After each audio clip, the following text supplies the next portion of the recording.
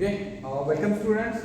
In this video, we will start about we are going to discuss about the living, the diversity and taxonomy of the living beings. Okay, so try to understand most important thing that is in the previous video we already talked about.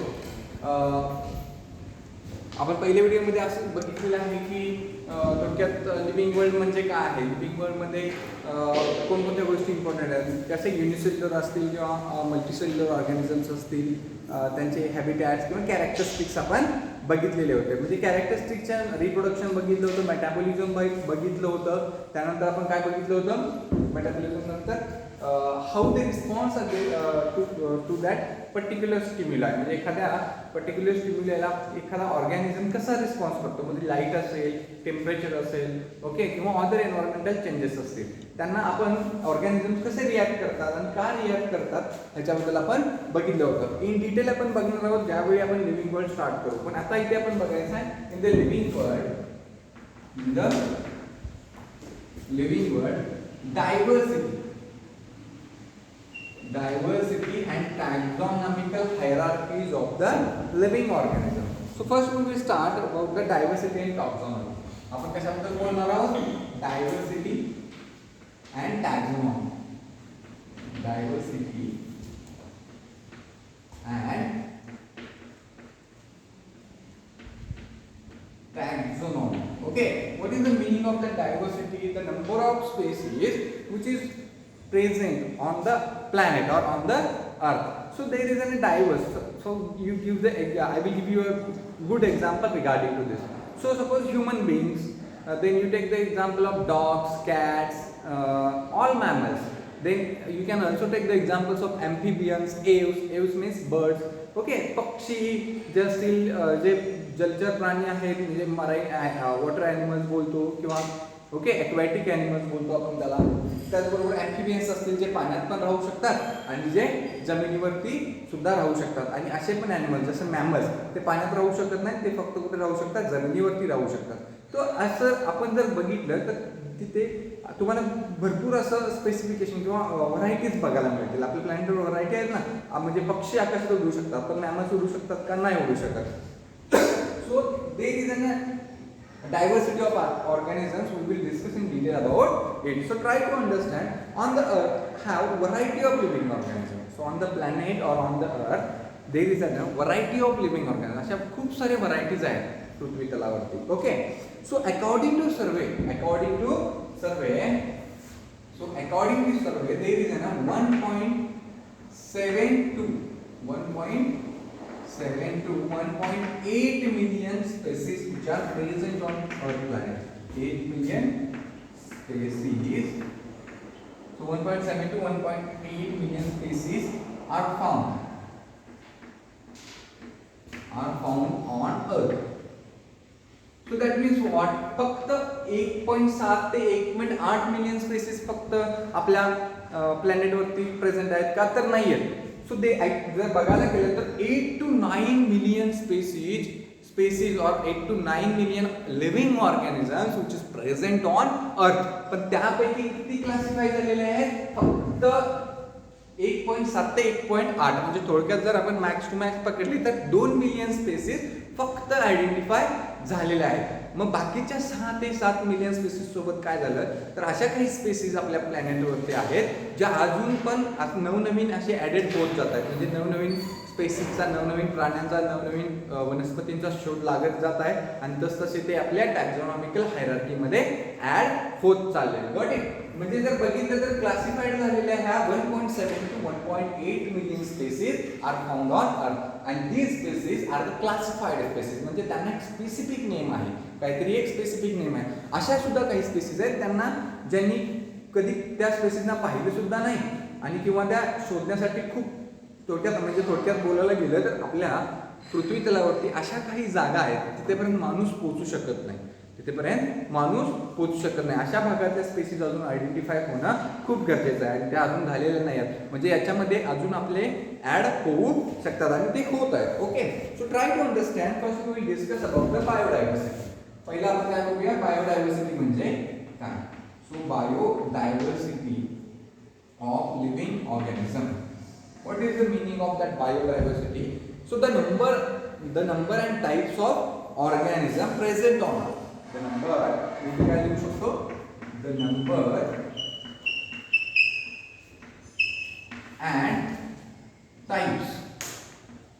The number and types of organism present on Earth. Present on Earth. So try to understand what is the biodiversity. असे खूप सारे numbers of spaces म्हणजे खूप सारे असे spaces आहेत जे आपण हाताच्या बोटावरती मोजू पण नाही शकत आणि असे खूप सारे प्रकार आहेत जे अर्थ प्लॅनेट वरती किंवा आपल्या बायोस्फियर वरती प्रेझेंट आहेत. So they forms of life, they forms of life in the living world. So ते काय करतात, एक लाईफ बनवतात आणि त्याला आपण काय बोलतो, they form life. It is known as the living world. So what is the biodiversity? The number and types of organisms present on Earth. याला आपण बोलतो biodiversity. So this huge variety of organisms, ही जी काही huge variety आहे, आपण बघितलेलं 1.7 to 1.8 बघूया. Okay, फक्त क्लासिफाय झालेल्या स्पेसिस बद्दल बोलूया आपण.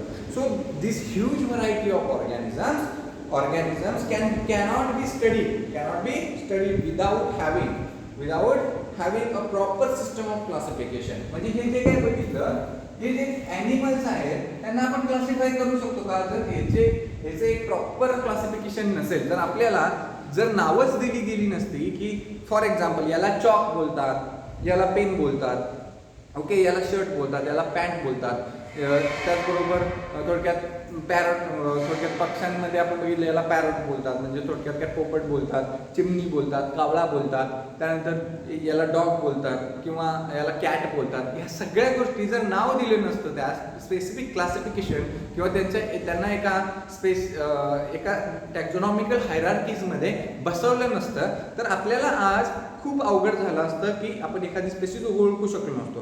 जसं आपण आज बोलू शकतो की the mammals. So inside the mammals, the mammal cat comes under the mammals, dogs also comes under the mammals, human beings also comes under the mammals, bears, monkeys, these all are mammals. How we are able to identify it because of this taxonomy, because of that taxonomy means what gives the taxonomy to the living organism.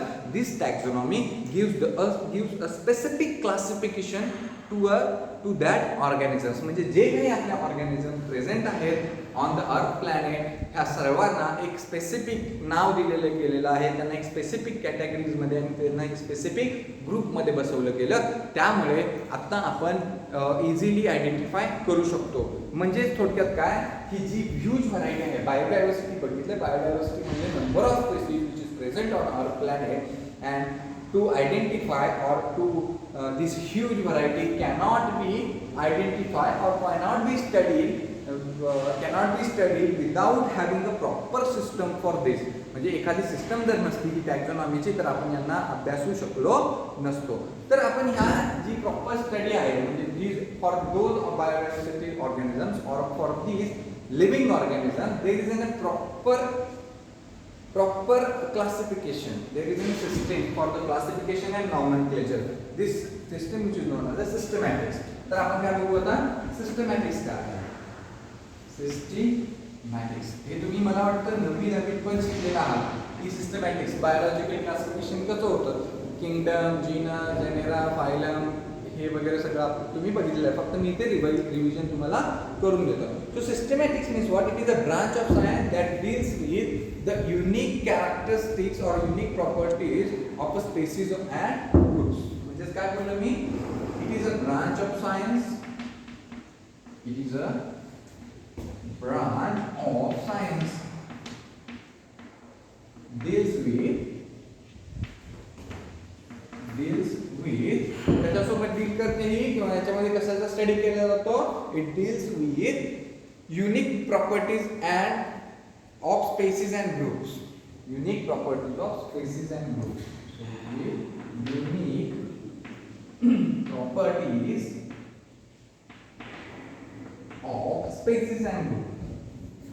Of species and groups. Okay. म्हणजेच काय, थोडक्यात सिस्टमॅटिक्स मध्ये काय केलं, तर ज्या काही आता जसं बघितलं मॅमल्स घेतला तर मॅमल्सला त्याचं काहीतरी एक स्पेसिफिक युनिक कॅरेक्टरिस्टिक आहे की नाही आहे. त्याचबरोबर फ्रॉग घेतला, हे ॲम्फिबियन्स आहेत. फ्रॉग म्हणजे थोडक्यात काय, फ्रॉग ॲम्फिबियन्सच्या अंडर येतात.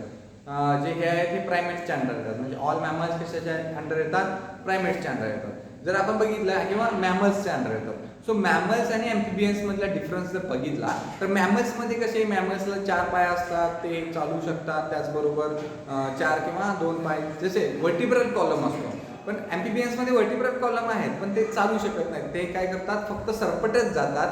म्हणजे प्रत्येकाला काही ना काहीतरी युनिक कॅरेक्टरिस्टिक आहे. प्रत्येक लिव्हिंग ऑर्गॅनिझमला काही ना काहीतरी युनिक कॅरेक्टरिस्टिक आहे. And on the basis of that unique characteristics there this systematics which is dependent. So systematics मध्ये काय बघितलं जातं, ही एक सायन्सची ब्रांच आहे आणि यामध्ये अभ्यास केला जातो कशाचा, तर लिव्हिंग ऑर्गॅनिझमच्या युनिक कॅरेक्टरिस्टिक्सचा. Got it. So most important thing काय हे होणं गरजेचं आहे, to recognise and to describe the name, to recognise and to describe the name of that particular organism or name of that particular organism. So what is the meaning of that? That is the systematics. Inside the systematics actually if I am trying to, this systematics which is very very important to recognize the animals or to recognize the organism names, its properties and most importantly to describe or to arrange into a specific group. So systematics includes, ही systematics काय include करते, so this systematics, so it includes, काय include करते, so this includes most important thing that is identification. First we will discuss about the identification.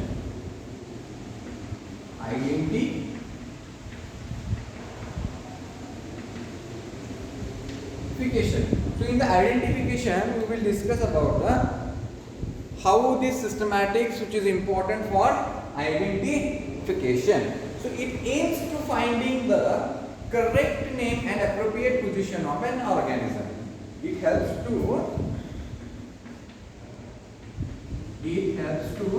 what can I say, it helps to, or it aims to identify the specific organism. It helps to, or we can say here, that is it aims to identify specific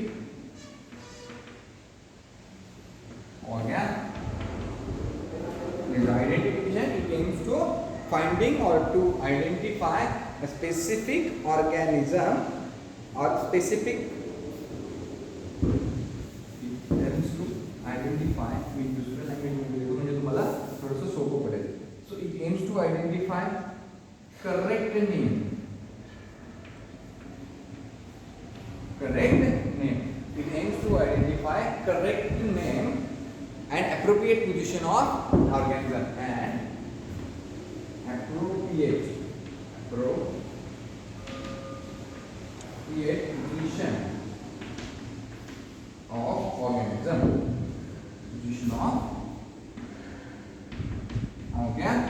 So what is the meaning of that identification? ही जी identification process आहे हे काय करतं, आपल्याला जर एखादा आपण आयडेंटिफिकेशन, आपल्याला एखादा ॲनिमल बघितला आणि आपल्याला माहिती नाही आहे तर तो थोडक्यात फॉर एक्झाम्पल की ह्युमन बिंग्स कोणत्या, ह्युमन बिंगचं सायंटिफिक नाव काय आहे तर होमोसेपियन्स का. आता जर आपण ह्युमन बिंग्स हे ऑल ओव्हर वर्ल्डमध्ये वापरलं जातं, पण कॅटसाठी, कॅट हे आपण कुठं वापरतो, कॅट हे इंग्लिश नाव आहे. पण काही फ्रेंच लोक असतील, काही पोर्तुगीज असतील, तर त्यांच्यामध्ये कॅट थोडीच बोलणार आहेत तर कॅट बोलणार नाही. त्याच्यासाठी एक स्पेसिफिक, जर आपल्याला एखादा सायंटिस्ट, जर आपण सायन्समध्ये बघितलं तर एखादा स्पेसिस किंवा एखादा लिव्हिंग ऑर्गॅनिझम्सला आपल्याला त्याचा जर अभ्यास करायचा असेल आणि तो कोणत्या कॅटेगरीत येतो असं बघायचं असेल, फॉर एक्झाम्पल तुम्ही तुमची 12वी नंतर BS ग्रॅज्युएशन कंप्लीट करून मास्टर लेवल ज्यावेळी कंप्लीट करताय किंवा मास्टर लेवलला तुम्ही एखादा प्रोजेक्ट एखाद्या ॲनिमलवरती करत असाल किंवा PhD लेवलला तुम्ही एखादा प्रोजेक्ट एखाद्या ॲनिमलवरती करायचं म्हटलं तर तुम्हाला तो ॲनिमल कोणत्या कॅटेगरीमध्ये येतो हे आयडेंटिफाय करणं इम्पॉर्टंट असतं. आणि त्यासाठी हे आयडेंटिफिकेशन खूप महत्त्वाचं आहे. म्हणजे आयडेंटिफिकेशन काय करतं, it helps to identify correct name. म्हणजे मला जर डॉगवरती काम करायचं असेल किंवा थोडक्यात मला प्लांटवरती काम आहे, मँगो ट्रीवरती काम करायचं आहे, तर आपण त्याला काय बोलतो, मॅग्निफेरा इंडिका. सायंटिफिक नाव काय आहे, मॅग्निफेरा इंडिका. तर त्या मॅग्निफेरा इंडिका एक स्पेसिफिक मॅग्निफेरा इंडिका कोणत्या ह्याच्यामध्ये येते, त्याच्या कॅरेक्टरिस्टिक्स काय काय आहे ह्या मी डायरेक्ट त्याचा अभ्यास करू शकतो. त्याच्यासाठी मला वेळ घालवण्याची काही गरज नाही, की ऑलरेडी त्याचा स्टडी जो झालेला आहे तो मी डायरेक्ट शोधून काढू शकतो. So that's why this identification is very very important to identify or to recognize the correct meaning of an appropriate position of that particular organism. Got it? With identification समजलं तुम्हाला? So most important thing, the morphological and anatomical character are examined for proper identification. म्हणजे इथे काय काय केलं जातं, for morphological and for anatomical characteristics. जर मला प्लांट आंब्याच्या झाडाची जर अॅनाटॉमी अँड मॉर्फॉलॉजी जर स्टडी करायची असेल तर मी का म्हणून त्याच्यावरती परत परत शोध लावत बसू, का त्याच्यावरती वेळ मी माझा वाया घालवत बसू. तर त्यासाठी हे जे आयडेंटिफिकेशन आहे हे खूप इम्पॉर्टंट असतं. हे आयडेंटिफिकेशनमध्ये आपल्याला काय समजून येतं, the morphological and anatomical characters are examined for the proper identification. For the proper identification हे examined already केलेले आहेत प्रॉपर आयडेंटिफिकेशन साठी. Got it? So next classification. आता क्लासिफिकेशन आपण बघूया की क्लासिफिकेशन काय इम्पॉर्टंट आहे. आता या थोडक्यात मी बोललो, मँगोचं एक्झाम्पल दिलं होतं. सो याचं क्लासिफिकेशन कसं होईल, तर क्लासिफिकेशन मध्ये आपण काय करणार आहोत. So classification it is a process by which organism are grouped into categories based on some easily available characters. म्हणजेच काय, क्लासिफिकेशन मध्ये काय केलेलं आहे, असे a group of organism, a group of, it is a process. ही एक अशी प्रोसेस आहे क्लासिफिकेशनची by which organism are grouped into categories. थोडक्यात मी म्हणतो इट इज अ प्रोसेस. कशी प्रोसेस आहे, it is a process by which काय केलं जातं, या प्रोसेस मध्ये काय केलं जातं, organisms are grouped into categories. ऑर्गॅनिझम्स grouped into categories.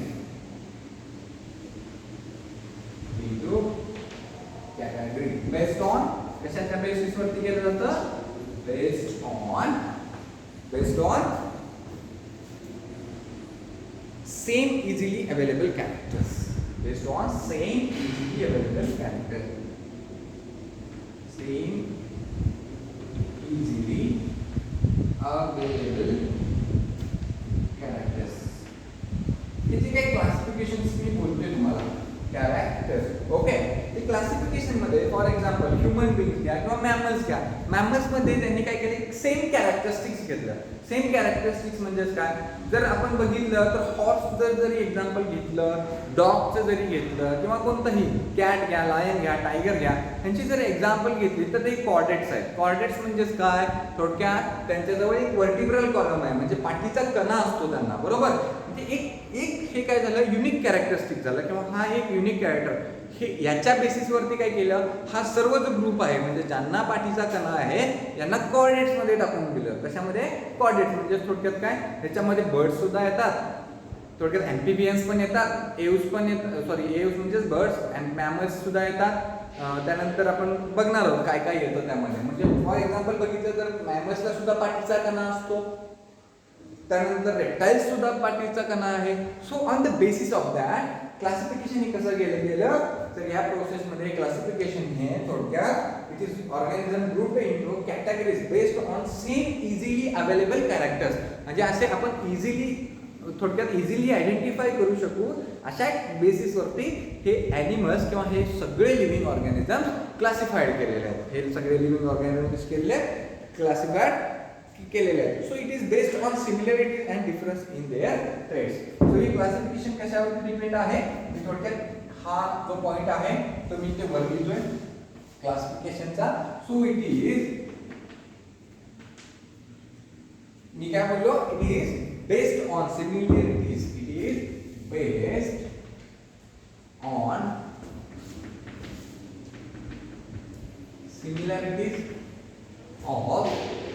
similarities and differences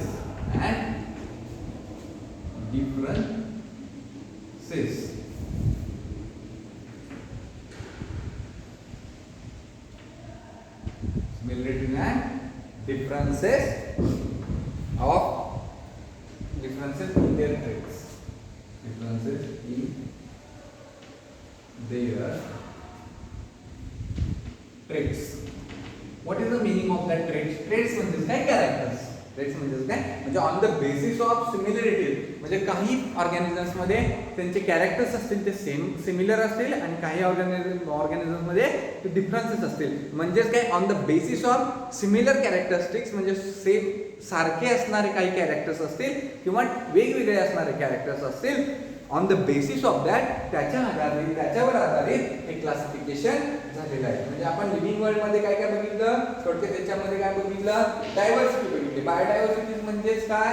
number and types of organism present on planet. म्हणजे असे खूप सारे ऑर्गॅनिझम्स आहेत, आपण बघितलं होतं. जास्तीत जास्त 1.7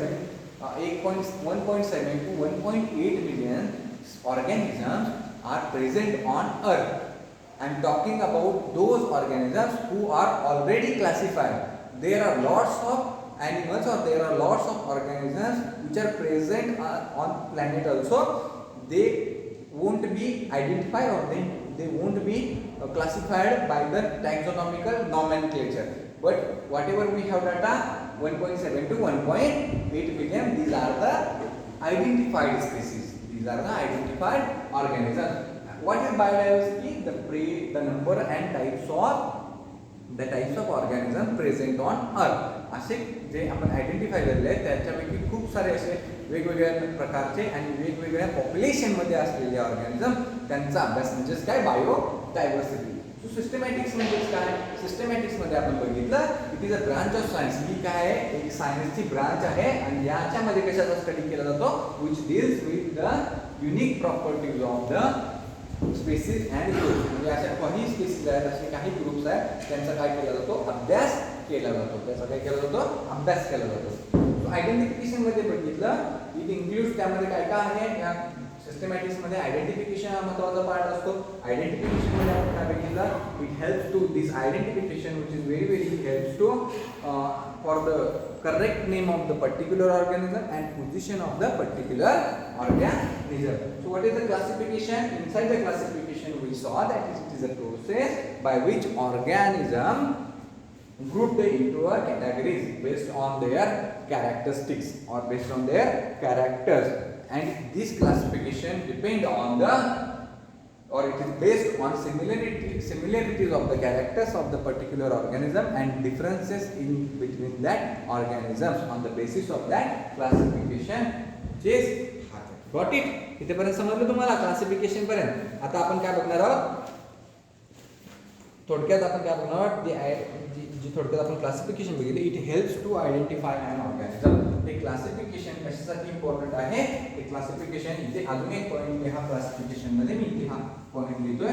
it helps to identify organism. म्हणजे काय मी बोललो? हे क्लासिफिकेशन काय इम्पॉर्टंट आहे? हे क्लासिफिकेशन इम्पॉर्टंट यासाठी आहे की आपण एखादा ऑर्गॅनिझम आयडेंटिफाय करू शकतो की हा डॉग आहे, हा कॅट आहे, ओके, हा लायन आहे, हा टायगर आहे, हा स्नेक आहे, हे बर्ड्स आहेत, हा पॅरॉट आहे, ही स्पॅरो आहे. अशा पद्धतीने आपण त्याचं क्लासिफिकेशन करू शकतो. का करू शकतो? Because we have already classified animals. कारण आपल्याजवळ ऑलरेडी क्लासिफिकेशन केलेले ॲनिमल्स आहेत आणि याच्यात आपण काय करतो? ॲनिमल एखादा पर्टिक्युलर ऑर्गॅनिझम क्लासिफाय करू शकतो. समजलं इथेपर्यंत? Yes or no? इथेपर्यंत समजलं? त्यानंतर आपण बघणार आहोत नॉमेनक्लेचर. नॉमेनक्लेचर म्हणजेच काय? थोडक्यात आपण दुसऱ्या भाषेत आपण आपल्या मातृभाषेत आपण बोलू शकतो की ह्याला जे काही ऑर्गॅनिझम्स आहेत याला काहीतरी स्पेसिफिक नावं ठेवलेली आहेत. जसं मी बोललो की आफ्टर, जसं आपल्याकडे एखादं लहान मूल जन्माला येतं त्यावेळी काय केलं जातं? त्यांचं बारसं घातलं जातं. Okay, sir no? सो त्या बारशात त्याला नाव दिलं जातं. ते नाव देण्यामागचं कारण हे असतं की त्याला काहीतरी स्पेसिफिक नाव असावं, म्हणजे आपण पटकन त्याला आयडेंटिफाय करू शकू. ओके, म्हणजे जर समजा डॉग स्पेसिसला जर ते आयडेंटिफाईच केलं नसतं, त्याला डॉग म्हणतात हे आपल्याला माहिती नसतं, तर आपण मला सांगा पॉसिबल होतं का की याला डॉगच म्हणतात असं कोणी 100% सांगू शकलं असतं का? नाही. तर याच्यावरती हा जो रिसर्च झालेला आहे टॅक्सॉनॉमिकल हायरार्कीज किंवा बायोडायव्हर्सिटीवरती, हा खूप इम्पॉर्टंट आहे. Got it? So now try to understand. We will discuss about the nomenclature. We will discuss about the nomenclature.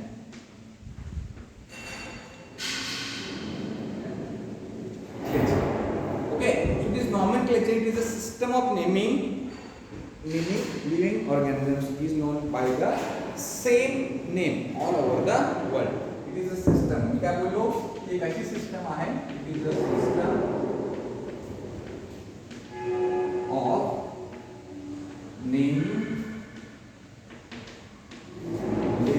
organism. It is a system of naming living organisms. Got it? ही एक अशी system आहे ज्यामध्ये एखाद्या particular किंवा थोडक्यात all living ऑर्गॅनिझम्सला नावं देण्यात आली गेली आणि ही याच याला काय बोलतो? It is known as the. So ही जी काही नावं असतात it is a universal name. It is a universal म्हणजे एखाद्या स्पेसिसला त्या नॉमेनक्लेचरमध्ये एखादं नाव दिलं तर थोडक्यात मँगोला मँगो कुठे बोलतात? मँगो थोडक्यात मँगोला आंबा बोलतात. एक कॉमन नेम्स असतात की नाही? मँगोला आंबा बोलतो. मँगोला फ्रेंचमध्ये काहीतरी वेगळं बोलत असतील, मँगो बोलत असतील, काहीतरी वेगळं बोलत असतील. ओके, सो प्रत्येक आपण जर रिजन वाईज गेलो तर प्रत्येक रिजनमध्ये एखाद्या पर्टिक्युलर स्पेसिसला वेगवेगळी नावं असतात. फॉर एक्झाम्पल डॉगला आपण इथे बोलतो काय? कुत्रा बोलतो मराठीत. तमिळमध्ये काय बोलतात? नाही बोलतात. तमिळमध्ये काय बोलतात? नाही बोलतात. हिंदीत काय बोलतात? कुत्ता बोलतात. ओके, सो जर पर्टिक्युलर रिजन वाईज जर गेलो तर प्रत्येक स्पेसिसला वेगवेगळी नावं आहे. पण इथे जे नॉमेनक्लेचर मी बोलतोय ह्या नॉमेनक्लेचरमध्ये एखाद्या प्रत्येक ऑर्गॅनिझमला काहीतरी स्पेसिफिक नाव दिलेलं आहे. थोडक्यात मी बोललो की मँगोचं नाव काय? मॅग्निफेरा इंडिका. ओके, सायंटिफिक नेम आहे आणि हे सायंटिफिक नेम ऑल ओव्हर वर्ल्डमध्ये कन्सिडर केलं जातं. म्हणजे या नावाला हे नाव हे पूर्ण जगभर मॅग्निफेरा इंडिका म्हणूनच वापरलं जाईल. Human बिंग्स Homo sapiens. होमोसेपियन्स म्हणजेच काय? Human being. होमोसेपियन्स हे कसं आहे? हे सायंटिफिक नेम आहे. तर हे सायंटिफिक नेम ऑल ओव्हर वर्ल्डमध्ये वापरलं जातं. सो कॉमन नेम थोडक्यात मी काय बोलतो? रोज असेल. रोजला आपण हिंदीत काय बोलतो? गुलाब बोलतो. नॉमेनक्लेचर काय इम्पॉर्टंट आहे हे सांगतोय मी तुम्हाला. Okay, so in the Hindi we can say for the rose it is known as the gulab. Bangladesh म्हणजे बांगला लँग्वेज जे आहे त्या बांगला लँग्वेजमध्ये काय बोलतात? गोलब बोलतात. काय बोलतात? गोलब. आणि तामिळमध्ये काय बोलतात? राजापो. तमिळमध्ये रोजला काय बोलतात? राजापो. तसंच जर डॉग बघितलं मी बोललो की कुकुर बोलतात. बांगलामध्ये कुकुर बोलतात आणि तामिळमध्ये नाही बोलतात आणि हिंदीत त्याला बोलतात कुत्ता. काय बोलतात? कुत्ता. So there is a reason wise there is a lots of names. There are lots of common names for having a particular organisms. But with the help of that nomenclature or in these nomenclature म्हणजे scientific नावं ही अशी असतात जी all universal म्हणजे पूर्ण जगात ही accept केली जातात. म्हणजे मँगोचं नाव बदलणार नाही. मँगोचं नाव काय राहील? मॅग्निफेरा इंडिका. पूर्ण जगभरात जर तुम्ही कुठेही गेलात तर मॅग्निफेरा इंडिका हेच नाव राहणार. Got it? सो याचे ॲडव्हान्टेज आणि डिसॲडव्हान्टेजेस काय आहेत? तर ॲडव्हान्टेजेस याची जर बघितली nomenclature they have advantages also and they have disadvantages also. So I will give you a good example regarding to this. So some abroad, म्हणजे बाहेरच्या देशातले some other countries peoples they are came in India and they are trying to ask about the vernacular peoples. That is, I want Magnifera indica. I want Magnifera indica. म्हणजे त्यांना हवा आहे काय? आंबा हवा आहे. पण ते काय मागतायत? I want Magnifera indica. So me disadvantages सांगतो. म्हणजे थोडक्यात काय? रिजन वाईज आपल्या रिजनमध्ये काय बोललं जातं? मँगो बोलला जातो. पण ते मागतायत काय? I want Mangifera indica. So Mangifera indica म्हणजे आपल्याला ते थोडक्यात काय? त्या भाषेंच्यामुळे आपल्याला ते समजण्यात त्याचं डिसॲडव्हान्टेजेस होतं. म्हणजे तो प्रॉब्लेम होणार आहे. तर एखाद्या माणसाला इथे येऊन रिसर्च करायचं असेल तर थोडक्यात प्रत्येक स्पेसिसचे त्याचे कॉमन नेम्समध्ये आपल्याला माहिती असली पाहिजेत आणि म्हणजे थोडक्यात वर्नॅक्युलर नेम पण माहिती असले पाहिजेत आणि सायंटिफिक नावंसुद्धा माहिती असली पाहिजे. हा झाला त्याचा डिसॲडव्हान्टेज. ॲडव्हान्टेजेस काय आहे की एखादा इंडियामधला माणूस बाहेर जाऊन स्टडी करायचा बोलतो मॅग्निफेरा इंडिकावरती, तर हे एक युनिव्हर्सल ॲक्सेप्टेड नाव आहे आणि जर लोकांना माहिती असेल तर ऑब्वियसली म्हणजे एक पर्टिक्युलर आपण याच्यामध्ये काम करत होतो त्या लोकांना ते माहितीच असतं. जर सायन्सच्या लोकांना जर तुम्ही मॅग्निफेरा इंडिका विचारलं तर बऱ्यापैकी माहीत असतं. तर आर्ट्स कॉमर्सच्या स्टुडंटकडे गेलो तर मॅग्निफेरा इंडिका म्हणजे त्यांना काही समजत नाही. Okay, these are the advantages and disadvantages. म्हणजे इझिली काही भागात इझिली आपण स्टडी करू पण शकतो आणि काही भागात इझिली स्टडी करू सुद्धा नाही शकत. Got it? म्हणजे थोडक्यात तिथे थोडासा प्रॉब्लेम होतो. सो सायंटिफिक नेम ही कोण देतं, तर ही सायंटिफिक नेम देतात बायोलॉजिस्ट. कोण देतात? बायोलॉजिस्ट. हे सायंटिफिक स्पेसिसना नाव देण्याचं काम जे आहे, सायंटिफिक नाव, जसं मँगोला मॅग्निफेरा इंडिका बोललो, हे नाव कोणी दिले असेल तर ते एक स्पेसिफिक बायोलॉजिस्ट असतात. ते म्हणजेच काय, शास्त्रज्ञ असतात बायोलॉजीचे. ते काय करत असतात, काम करत असतात आणि त्यांनी ते काम केल्यानंतर त्याच्यावरती ते स्वतः नाव देतात आणि ते पूर्ण जगभर ते ॲक्सेप्ट केलं जातं. Got it. So binomial nomenclature आपण थोडक्यात बघूया. आता लास्टचा पार्ट तुला बघायचा आहे आपण, binomial nomenclature. Okay. So in the binomial nomenclature,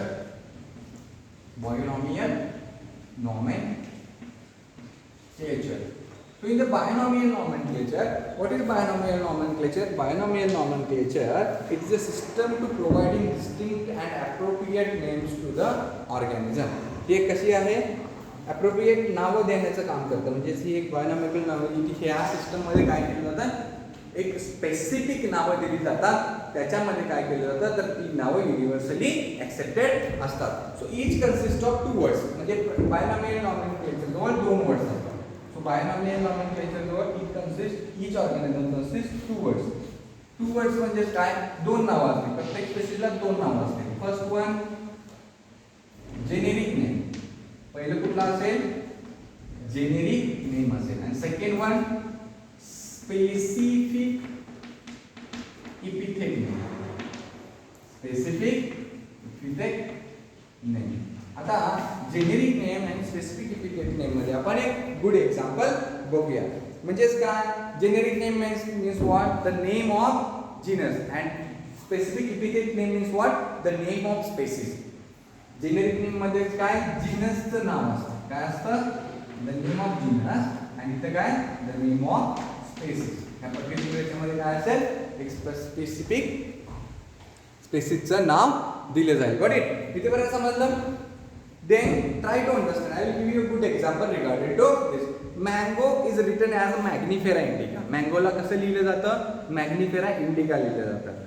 म्हणजेच काय, मॅग्निफेरा काय झालं, मॅग्निफेरा हे काय झालं, मॅग्निफेरा हे झालं हे तुमचं जीनस नेम किंवा जेनेरिक नेम. ओके. मॅग्निफेरा. इंडिका हे स्पेसिसचं नाव झालं. इंडिका हे स्पेसिसचं नाव झालं. म्हणजेच मी काय बोललो, एखादं सायंटिफिक नेम असेल ते बायोनॉमियल नॉमेनक्लेचर मध्ये 2 शब्दामध्ये डिवाइड झाले असतं. पहिलं जे असतं ते जेनेरिक नाव असतं, म्हणजेच काय, जीनसचं नाव असतं. आणि दुसरं पाहिलं जे असतं, शेवटचं नाव ते स्पेसिफिक इपिथेट नेम, म्हणजेच काय, स्पेसिसचं नाव असतं. मॅग्निफेरा हे काय आहे, हे जीनसचं नाव आहे. आणि इंडिका हे काय आहे, स्पेसिसचं नाव आहे. यांना कॉम्बिनेशन, यांचा कॉम्बो म्हणजेच काय, मॅग्निफेरा इंडिका. कॉम्बो म्हणजे काय, मॅग्निफेरा इंडिका. ओके. समजलं इथे नावं कशी, सायंटिफिक नेम कसे क्लासिफाय झाले. तर एखाद्या पर्टिक्युलरचं सायंटिफिक नेम असेल ऑर्गॅनिझमचं, तर त्या ऑर्गॅनिझम मध्ये 2 वर्ड्स मध्ये डिवाइड झालेलं असतं. पहिला वर्ड जो असतो ते जेनेरिक नेम असतं आणि दुसरा वर्ड जो असतो ते काय असतं, स्पेसिफिकचं नाव असतं. Got it. इथेपर्यंत समजलं. So in the next video we will discuss about the binomial nomenclature and त्यांची काही एक्झाम्पल आपण बघूया. त्याचे आपण थोडक्यात मी इथेच देतो. प्लांट्स मध्ये जर बघितलं आपण एक एक्झाम्पल घेऊया, पी प्लांट. ओके. पी प्लांटचं सायंटिफिक नेम काय आहे, सायंटिफिक नेम असतं पायसम सटायवम. काय असतं, पायसम सटायवम. सो सटायवम. आता याच्यामध्ये मला सांगा जेनेरिक नेम कोणता असेल आणि थोडक्यात तुमचं स्पेसिस नेम कोणता असेल. तर जेनेरिक नेम जे झालं ते पायसम झालं आणि स्पेसिस नेम झालं ते सटायवम झालं. दुसरं एक एक्झाम्पल बघूया, ओनियन. ओके. ओनियनचं सायंटिफिक नाव काय असेल, तर ओनियनचं सायंटिफिक नाव जे आहे ॲलियम सेपा. काय असतं, ॲलियम सेपा. So this allium cepa, allium it is a generic name and cepa it is a specific epithet name or means what, स्पेसिसचं नाव असतं. समजलं. ॲनिमल्स मध्ये जर एक्झाम्पल बघितलं तर आपण घेऊया डॉगचं. डॉगला काय बोलतात, डॉगला बोलतात कॅनिस फॅमिलियारिस. डॉगला काय बोलतात, Canis फॅमिलियारिस.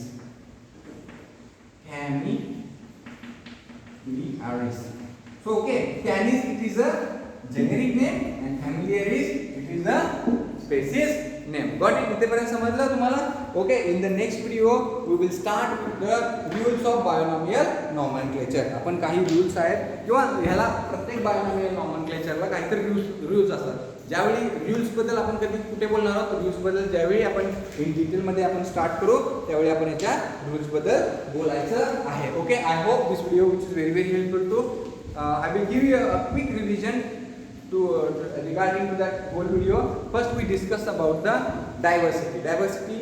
Inside the diversity we saw the number of species or the number and types of organisms present on earth. It is known as the biodiversity. Okay. Then we already discussed about that is systematics. What is systematics? The number and types of organism present on earth. What is systematics? Sorry, it is a branch of science that deals with the living. काय कशासोबत करते? That deals with the unique characteristics or unique properties of that living organism. त्याच्यामध्ये कुठलं बघितलं? Identification बघितलं. It helps to identify the organisms. त्यानंतर classification बघितलं. Classification मध्ये आपण काय बघितलं? It most important is on the based on this classification we are able to identify a specific organism, and this classification is this classified names, they are universal names. So in the binomial nomenclature मध्ये आपण काय बघितलं? It is a system of naming of living organism. He nomenclature मध्ये म्हणजे living ऑर्गॅनिझमला नाव देण्याचं काम केलं जातं. ह्या सिस्टमला बोलतो आपण नॉमेनक्लेचर मध्ये बायोनॉमियल नॉमेनक्लेचर बघितलं. तर बायोनॉमियल नॉमेनक्लेचर मध्ये आपण काय बघितलं? तर ऍक्च्युली बायोनॉमियल नॉमेनक्लेचर मध्ये आपण हे बघितलं की नॉमेनक्लेचर मध्ये ऍक्च्युली बायोनॉमियल नॉमेनक्लेचर और बायोलॉजिकल नेम और scientific name has two words. First one is the generic name and second one is the specific epithet name. म्हणजेच काय? एका पर्टिक्युलर स्पेसिसचं नाव असेल. And the combination of that generic name and specific epithet name means what? Complete scientific name. The good example of this, Magnifera, it is the generic name. Indica, it is the species name. Magnifera indica, it is a complete name of scientific term. So in the dog Canis, it is a generic name. Familiaris, it is a species name. So in the complete scientific, what is the complete scientific name? Canis familiaris. Same with the onion, Allium cepa. Same with pea plant, Pisum sativum. Same with pea plant, Pisum sativum. I hope this video which is very helpful to you guys. And in the next video we will start with another point regarding that binomial nomenclature. Thank you.